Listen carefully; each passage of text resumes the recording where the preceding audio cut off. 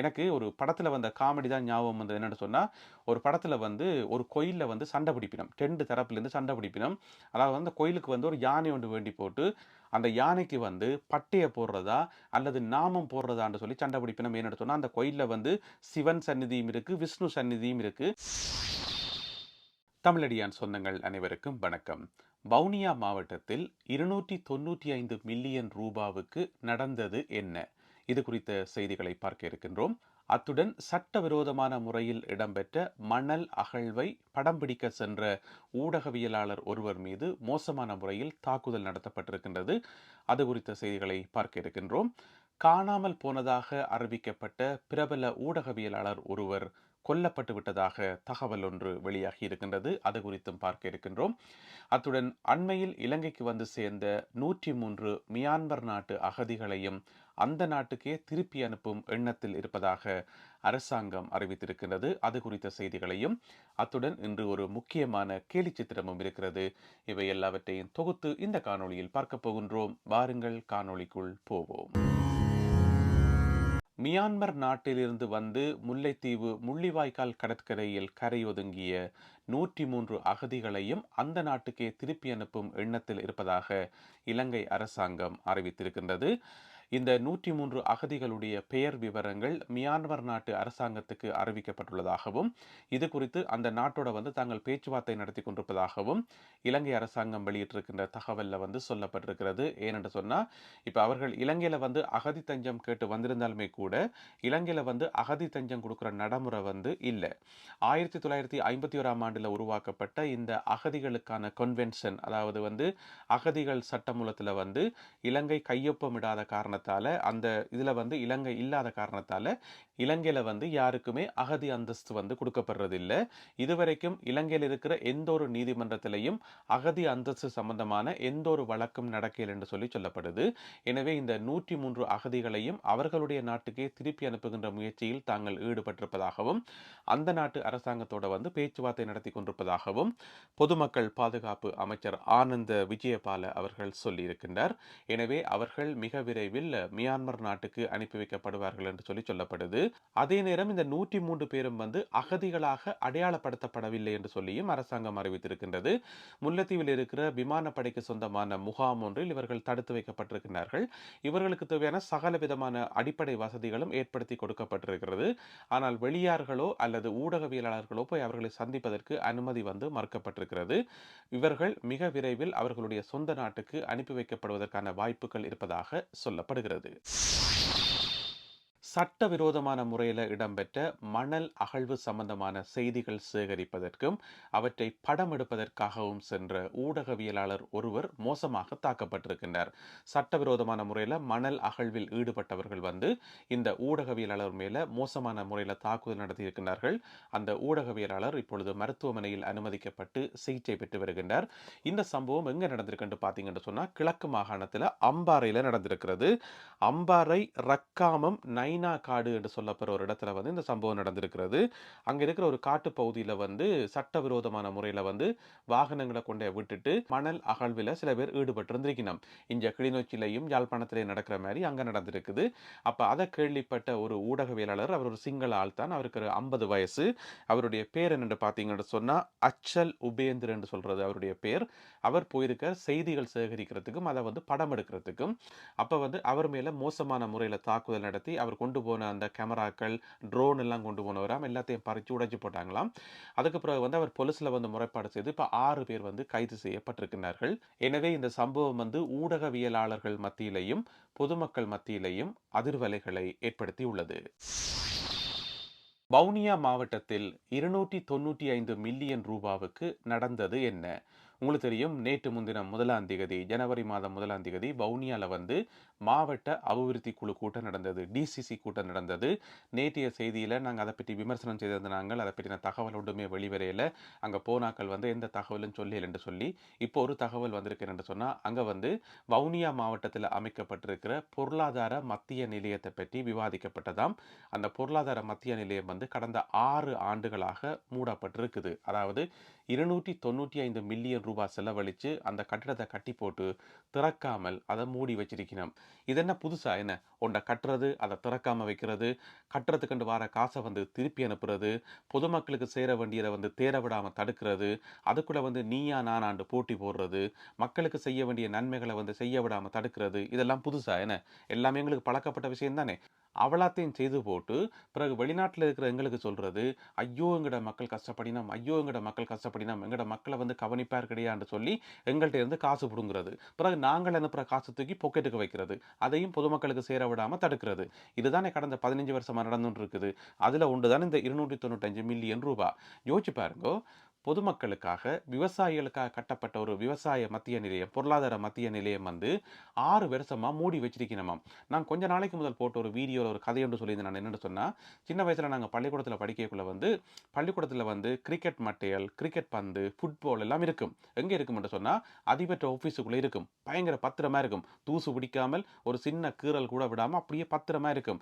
நாங்கள் போய் விளையாட கேட்டால் எங்களுக்கு தாரையில் பந்து, என்னடா பந்து ஊத்தியா போடும் என்று சொல்லி, அல்ல பந்து வெடிச்சு போடும் என்று சொல்லி அந்த பந்து வந்து அந்த நாங்கள் கண்காட்சியில் வந்து எட்டி பார்ப்போம். அந்த கோஹினூர் வைரம் என்ற ஒரு வைரம் இருக்குது தானே, அது வந்து இங்கே லண்டனில் இருக்கிற ஒரு மியூசியத்தில் இருக்குது. அதை போய் நாங்கள் இப்படி எட்டி பார்த்துட்டு வரலாம், தூரத்தில் நின்று எட்டி பார்த்துட்டு வரலாம், அதை தொட முடியாது. அந்த கோஹினூர் வைரம் மாதிரி எங்களுடைய பள்ளிக்கூடத்தில் வந்து ஃபுட்பால் வச்சுக்கிறது, கிரிக்கெட் மட்டையை வச்சுக்கிறது, கிரிக்கெட் பால் எல்லாம் வச்சுக்கிறது எங்களுக்கு விளையாட தாரையில். அதே மாதிரி தான் அதே பழக்கம், அதே பழக்க தோஷத்தில் வந்து பொதுமக்களுக்கு சேர வேண்டிய கட்டிடங்கள், ஆஸ்பத்திரியில் கட்டப்பட்ட மகப்பேற்று விடுதிகள் எல்லாத்தையும் கட்டி போட்டு மூடி வச்சுக்கிறது. அது ஒரு பழக்கம். என்ன பழக்கம்னு தெரியல. அதே மாதிரி தான் இந்த சந்தை கட்டிடம் வந்து 6 வருஷமா மூடி வச்சிருக்கணுமாம். இதுல இன்னும் ஒரு பகுதி என்னன்னு சொன்னா, அந்த கட்டிடம் வந்து பாவிக்கப்படாம இருக்குது. அது வந்து இப்ப சிதைவடையும் நிலையில இருக்குதாம். அதாவது 6 வருஷத்துக்குள்ளேயே சிதைவடைய ஆரம்பிச்சிருக்கு என்று சொன்னா, கட்டின லட்சணம் அந்த மாதிரி. இதுக்கு வந்து கட்டாயம் 295 மில்லியன் ரூபாய் செலவழிச்சிருக்கவே மாட்டாங்க. ஐ ஆம் வெரி ஷுவர் அந்த 295 மில்லியன் ரூபாயில கொஞ்சத்தை ஆட்டையை போட்டுட்டு மிச்ச காசுலாம் கட்டியிருப்பாங்க. அதனால தான் 6 வருஷத்துக்குள்ளேயே வந்து அது சிதைவடையதாம் என்று சொல்லி செய்திகள் வந்திருக்குது. இதுக்கு முதல் பார்த்தீங்கன்னு சொன்னா, அந்த பொருளாதார மத்திய நிலையத்தை வந்து ஓமந்தேல கட்டுறதா அல்லது தாண்டிக்குளத்துல கட்டுறதான்னு சொல்லி கொஞ்சம் காலமா ஒரே பிரச்சனை.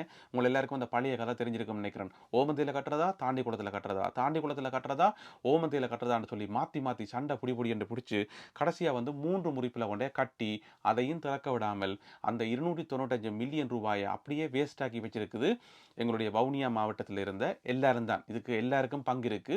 எனவே இப்படியான நடவடிக்கைகள் செய்து கொண்டு வந்தா எங்களுடைய மக்களுடைய வாழ்க்கை எப்படி மேம்படும், எப்படி எங்களுடைய மக்களுக்கு வந்து நன்மைகள் சேரும். எனக்கு ஒரு படத்துல வந்த காமெடி தான் ஞாபகம் வந்து என்னன்னு சொன்னா, ஒரு படத்துல வந்து ஒரு கோயில்ல வந்து சண்டை பிடிப்பினம், 2 தரப்புல இருந்து சண்டை பிடிப்பினம். அதாவது அந்த கோயிலுக்கு வந்து ஒரு யானை ஒன்று வேண்டி போட்டு அந்த யானைக்கு வந்து பட்டையை போடுறதா அல்லது நாமம் போடுறதான்னு சொல்லி சண்டை பிடிப்பினம். ஏன்னு சொன்னா அந்த கோயில்ல வந்து சிவன் சந்நிதியும் இருக்கு, விஷ்ணு சந்நிதியும் இருக்கு. அதனால வந்து 2 குரூப்புக்கும் வந்து சண்டை வரும். அப்ப விவேக் போய் சொல்லுவார், நீங்க நாமத்தை போடுறீங்களோ பட்டையை போடுறீங்களோ, அந்த யானை வந்து கொஞ்ச நேரத்தால விட்டையை போட போது, அதை யார் அல்றன்னு முடிவெடுங்கன்னு சொல்லி போட்டு போவார். அதுக்கும் சண்டை பிடிப்பினம், நீ அல்றதா நான் அல்றதான்னு சொல்லி. அதே மாதிரி ஓமந்தேல கட்டுறதா தாண்டி குளத்துல கட்டுறதான்னு சொல்லி சண்டை பிடி என்று பிடிச்சு இப்ப 3 முறிப்புல கட்டி அதை மூடி வச்சிருக்கணும். இது சம்பந்தமாக அந்த டிசிசி மீட்டிங்ல கதைச்சதாம். இது சம்பந்தமாக முடிவொன்றும் எடுக்கையில அடுத்த டிசிசி மீட்டிங்ல வந்து திரும்ப ஒருக்கா கதைச்சு அதை எப்படியாவது துறக்கணும்னு சொல்லி முடிவெடுத்திருக்கணுமாம். எனவே அன்பான மக்களே, நீங்களாம் இதை பற்றி சொல்லணும். என்னதான் நடக்குது அங்க? காணாமல் போனதாக சொல்லப்பட்டு நீண்ட காலமாக தேடப்பட்டு வந்த பிரபலமான ஊடகவியலாளர் ஒருவர் கொல்லப்பட்டு விட்டதாக தகவல் ஒன்று வந்திருக்குது. அதாவது கடந்த 2010ஆம் ஆண்டு ஜனவரி மாதம் 24ஆம் தேதி இலங்கையினுடைய பிரபலமான ஒரு பத்திரிகையாளர் பிரகீத் எக்னெலிகொட என்று சொல்லி அவர் வந்து காணாமல் போயிருந்தவர். அப்ப ஜனவரி மாதம் 24ஆம் தேதி 2010ஆம் ஆண்டு என்று சொல்லிக்குள்ள இந்த மாசம் 24ஆம் தேதி வந்தா சரியா 15 வருஷமாகுது அவர் காணாமல் போய். அவர் காணாமல் போனதாக சொல்லப்பட்டு நீண்ட காலமாக தேடப்பட்டு வந்தவர். இந்த நிலைமையில வந்து இலங்கை ராணுவத்தில் இலங்கை கடற்படையில் பணிபுரிந்த ஒரு முன்னாள் சிப்பாய் ஒரு ஆள் ஒரு ஊடகம் ஒன்றுக்கு வந்து பேட்டி கொடுத்திருந்தவர். ஒரு யூடியூப் சேனல் இருக்கு, சிங்கள யூடியூப் சேனல் ஒன்றுக்கு பேட்டி கொடுத்திருந்தவர். அந்த பேட்டியில வந்து என்ன சொல்லியிருக்காருன்னு சொன்னா, அவர் வந்து கொல்லப்பட்டிருக்காருன்னு சொல்லியிருக்கார். அதாவது வந்து அவரை கடத்தின அந்த குழுவில் வந்து இந்த கடற்படை சிப்பாயும் இருந்திருக்கிறார். தாங்களாம் கடத்தி கொண்டு போனதாம். கடத்தி கொண்டு போயிட்டு மட்டக்களப்பு மாவட்டத்தில் இருக்கிற எருமத்தீவு என்று சொல்லப்படுற ஒரு இடத்துக்கு கூட்டி கொண்டு போய் அங்க வச்சு அவருடைய தலையில வந்து 3 துப்பாக்கி சூடுகள் நடத்தப்பட்டு அவர் கொல்லப்பட்டு அங்கேயே புதைக்கப்பட்டார் என்று சொல்லி இந்த கடற்படை சிப்பாய் வந்து இந்த யூடியூப்ல வழங்கின பேட்டியில வந்து வாக்குமூலம் கொடுத்திருக்கிறார். எனவே இந்த பிரபலமான ஊடகவியலாளர் காணாம போன சொல்லி கனகாலமாக தேடப்பட்டு வந்தவர் இப்ப வந்து அவர் கொல்லப்பட்டுட்டார் என்ற செய்தி வந்திருக்குது. அந்த குறிப்பிட்ட கடற்படை சிப்பாய் வந்து கடற்படையில நிலையத்தில் வந்து மெக்கானிக்கல் பிரிவில் வந்து வேலை செய்தவராம். இப்போ அதிலிருந்து விலத்தி வெளிநாட்டில் இருக்கிறார். அதனால தான் துணிச்சலாக அந்த விஷயத்தை வந்து வெளியில் சொல்லியிருக்கார். எனவே இது வந்து மிகப்பெரிய அதிர்வலைகளை வந்து இப்போ ஏற்படுத்தி இருக்குது இலங்கையில். இந்த பத்திரிகையாளர் வந்து மஹிந்த ராஜபக்ஷ குடும்பத்துக்கு எதிராக நிறைய விஷயங்களை வந்து எழுதி கொண்டு வந்தவர். அதோட வந்து இறுதி யுத்தத்தில் வந்து ரசாயன குண்டுகள் வந்து பாவிக்கப்பட்டது என்று சொல்லி இவர் வந்து ஆக்கங்கள் எழுதியிருக்கார். பாவிக்கப்படையில் என்று சொல்லி அப்போதைய அரசாங்கம் சொன்னதை வந்து மறுத்து இவர் வந்து அதுக்கு எதிராக வந்து கட்டுரைகள் எழுதியிருந்தவர். எனவே அவலாங்கான தான் கடத்துறதுக்கும் காணாமல் போறதுக்கும். எனவே இவர் கடத்தப்பட்டு மட்டக்களப்பு மாவட்டத்துக்கு கொண்டு போய் அங்கே இருக்கக்கூடிய எருமை தீவு என்று சொல்லப்படுற ஒரு இடத்துல வச்சு சுட்டுக் கொல்லப்பட்டதாக அந்த கடற்படை சிப்பாய் வந்து மிகவும் அதிர்ச்சி ஊட்டக்கூடிய ஒரு வாக்குமூலம் ஒன்றை கொடுத்திருக்கின்றார். அடுத்ததாக இன்றைய கேலி சித்திரம் கார்ட்டூன். இது ஒரு மிக முக்கியமான ஒரு கேலி சித்திரம். என்னென்னு சொன்னால், உங்களுக்கு தெரியும், ஜனவரி மாதம் 1ஆம் தேதி ஜனாதிபதி அனுரகுமார திசாநாயக்க அவர்கள் கிளீன் ஸ்ரீலங்கா திட்டத்தை வந்து ஆரம்பித்து வச்சவர். அது சம்பந்தமான கேலி சித்திரம் தான் இது. அதாவது கையில் வந்து ஒரு தும்பு தடி வச்சுக்கிறார். அதில் வந்து கிளீன் ஸ்ரீலங்கான்னு எழுதி கிடக்குது. ஜனாதிபதி அதை கொண்டு போகிறார். அதை தூத்து துடைச்சுண்டு போகிற மாதிரி இருக்குது, கொண்டு போகிறார். ஆனால் பிரச்சனை என்னென்னு சொன்னால், அவர் வந்து ஒரு கயிற்றுக்கு மேலே நடந்து போகிறார். அந்த கயிற்றில் எழுதப்பட்டிருக்கிறது ஓல்டு சிஸ்டம் என்று சொல்லி, அதாவது பழைய சிஸ்டம் என்று சொல்லி எழுதப்பட்டிருக்கிறது.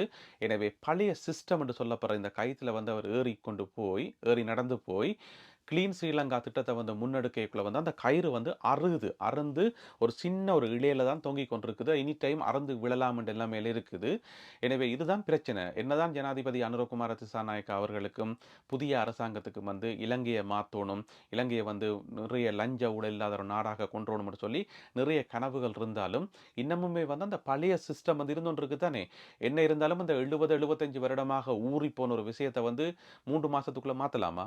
இல்லை. 4 மாசத்துக்குள்ள மாற்றலாமா? இல்லை. அப்போ அது கஷ்டம். என்ன, எங்களுடைய தமிழ் பகுதிகளிலேயே வந்து அதை மாற்றுறது வந்து அவ்வளோ கஷ்டமா இருக்குது.